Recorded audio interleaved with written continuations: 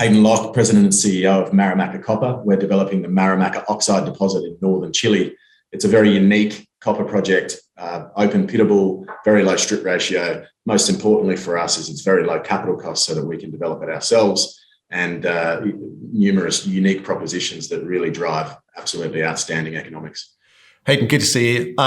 Thanks for coming on the show. You are in San Diego, aren't you? It's not San Diego, Santiago. Santiago, I am. First trip in a while. It's great to be back. Fantastic. And how are things on the ground there? Yeah, it's good. Look, it's been a while since I've been back down here as a result of all of the restrictions for travel from COVID, and it's been really, I think, positive for me to come down and talk to as many people as I can about the political situation and the change of government, and just get a sense of what people are feeling on the ground. And I have to say, in all, it's a sense of cautious optimism.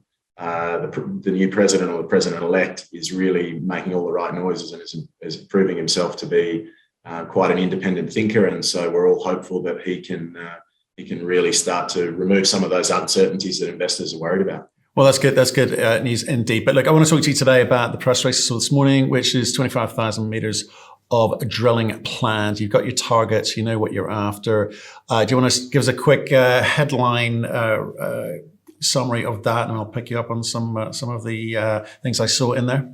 Yeah, well, what we put out today was a exploration target to try and quantify the exploration upside for people. We've been talking about these targets, satellite targets that we drilled. We had a very successful year last year doing concept drilling and discovery drilling of these new targets.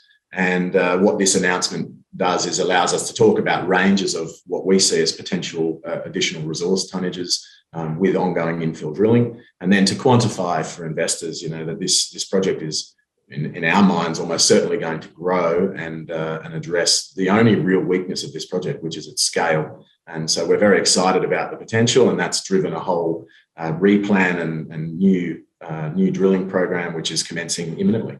Look, I get you kind of working towards the decision on the DFS and the timing of starting the DFS for the second half of next year. But 25,000 meters, but 22,500 of that was on the infill. It gives certainty to the inferred number. I get it, and feeds into the feasibility study, but only leaves 2,500 for the exploration component, which is the blue sky bit, which is future growth. Why so little? Well, it's only that amount at the moment. We're doing ongoing work, and we just haven't committed to additional drilling meters for the other projects. But that 2,500 meters specifically relates to extensions to what we're calling the Mammox, which is the depth extension of the oxides that we found last year. So that is pure exploration, and that's going to be trying to make a new discovery and extension of that Mammox. In addition to that, a part of the budget that hasn't been approved yet by the board, but we're having some meetings this week or next week to discuss, is actually drilling the Mammox target to an indicated level. And so that will be on top of the 25,000 meters. So actually we're right now predicting that we'll drill somewhere close to 30,000 meters, and then there may be some additional drilling done on some of the satellite targets like Mercedes. Right, and is this already fully funded, this drill program that you've announced?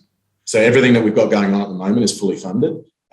If we go out and expand that drill program more, we'll need to take another look. But at the moment, we're fully funded to deliver all of these work programs and still have a little bit of cash left at the end of the year. But presumably the incremental expansion drilling, it will give you data with which to make a decision as to whether, one, you do more drilling and need to go and raise capital, or indeed defer or delay the DFS that you've got planned for a second half. Yeah, exactly right. So we have already delayed the DFS because the discovery of this depth extension, really gave us something to ponder, which is, well, there's definitely an opportunity for this to be a bigger project than what we already had. And so we've been doing a lot of work with our met consultants, with our geologists, recutting all of the geological interpretations, and that's looking very favourable. We just got a little bit more work to do to make sure that we're very confident. And then we'll go out and start drilling the Mammox to get it to an indicated level. And then, as you say, the blue sky potential, we will test that, and then we'll assess whether or not we delay the DFS again. In my mind, I don't really want to do that because, one of the key strengths, other than our exploration potential for this project, is the relatively short timeline to first copper for us. It's quite a rare thing in the copper space We've got all these advantages that mean that our timeline to first copper is significantly shorter than many of our peers. See, the interesting thing that happened for me was it was this kind of a step change moment for me last year on the scale issue. When you were able to answer the scale issue, was the fact that you've now got options in terms of the business plan that you follow, right? Because everyone's looking for this million ton of contained copper number. That's the magic number in this space, right? You can either, because it's a low cost, low capex project, right part of the world, and we'll talk about that in a second. And as a consequence, I kind of view you as a sort of next generation of actual copper producers, rather than just pure play exploration. Is you can say, well, look, we can try and make this thing a lot bigger and give maybe the market what it wants in terms of that scale, and maybe make this significantly bigger than we know and understand today.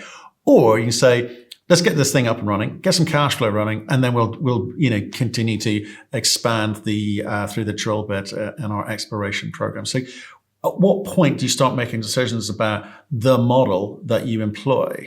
Well, I think it's largely already been made, and I think we were intending to really start pushing hard on the development front last year, but obviously the depth extension directly below the Marimaca Oxide deposit, right off the bottom of the PEA pit shell, really sort of threw a spanner in the works, and we took a step back and said, well, it makes sense to drill that out because it is very much low-hanging fruit, and it's part of the Marimaca Oxide deposit. Based on these exploration targets, we would hope that we can go very close, assuming it all hangs together, that we can go very close to that magical million-ton mark, as you talk about. And then that doesn't even include the expanded satellite targets, Mercedes, Cindy, Roble. And then if you take a step back and go from 30,000 feet, we haven't even started talking about the more district, the additional district targets that we have. So remember, we did the high-resolution drone-mounted mag, which helped us identify the targets to drill. We drilled 3 conceptual targets, and all 3 targets delivered us shallow oxide mineralization that is on average well above an economic cutoff grade for a deposit like this in this part of Chile. So there is even further afield more opportunities, but what we have to balance is, do we continue to dilute our shareholders to go and chase relatively high risk exploration upside, or do we get into production, minimize that dilution, and then use, as you say, our cash flow to go out and really explore aggressively in the broader district? And we still firmly believe that the Marimaca district is going to be something that can be developed into a single project. So what stops this project from actually getting off the ground, from getting funded? Because Chile's gonna certainly recently lots more conversations around environmental concerns, and the fact that companies need to behave and perhaps spend a little bit more money and time and effort answering concerns around the environmental issues, and permits getting delayed and so forth. What are you seeing on the ground? Is that the major concern for your project, or are there other concerns? So you're absolutely right. I think in talking to the people on the ground here, the consistent feedback is the focus of the new government is, number one, providing a level of social security which has thus far not been in existence in Chile, or at least not what we would expect in the UK. But the second order, and probably equally as important aspect, is the environment and protecting the environment and how the mining industry relates with that. So that is first and foremost the biggest focus for us. I think, as I've said to you previously, the reason I really like the Marimaca project was because it is, on a relative scale, right at the bottom end of the risk spectrum in terms of its interrelationship with the environment. So we are in the low coastal range. There's no local communities. There's no glaciers. We're not intending on using freshwater aquifers. We'll be using seawater. We have no local communities. We have no, we're not going into farmland. It's really, from a pure environmental and social impact risk perspective, right down the bottom end of the spectrum. So for us, I think the biggest risk is time, and the permitting of this project is our critical path. And so we're having a huge amount of focus on how do we accelerate that permitting process to run it more in parallel with the engineering work that we're doing. And we see a very clear path for us to be able to do that. So really ours is a time risk rather than a fatal flaw risk in terms of being able to develop this project. So it's a time risk in the sense that time is money, or if it takes too long, then there's going to be potentially other issues further down the line. You want to get this thing up and running, right? Time is money. Yeah. Time so is money, right? At $3.15 a pound copper every year that we delay is $50 million off our NPV. Every year that we run without producing cash flow is another share issued in dilution of our current shareholders. And as we all know, I'm a shareholder. So as we all know, we want to limit the number of additional shares getting issued. Sure. So talk to me about timeline and time frame. I'm looking at you as the next generation of copper producers, right?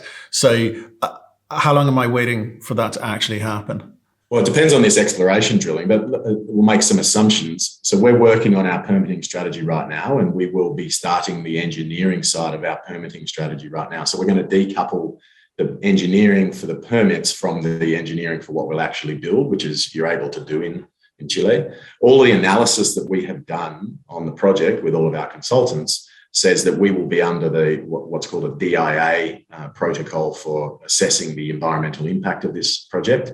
Once you submit your application, as a general rule in Chile, it's a 12-month process. It can be faster, but it's typically a 12-month process from the date you submit your DIA engineering and your DIA application to when you get approved to start construction. So this year is about us getting prepared as quickly as we can to submit that DIA application. And then the 12-month clock starts running, and then in the background, we'll catch up with the feasibility study engineering, the basic engineering, the financing discussions, and the goal being that all of that kind of coincides with us receiving our DIA and we're ready to build. In an ideal world, that would be 2023.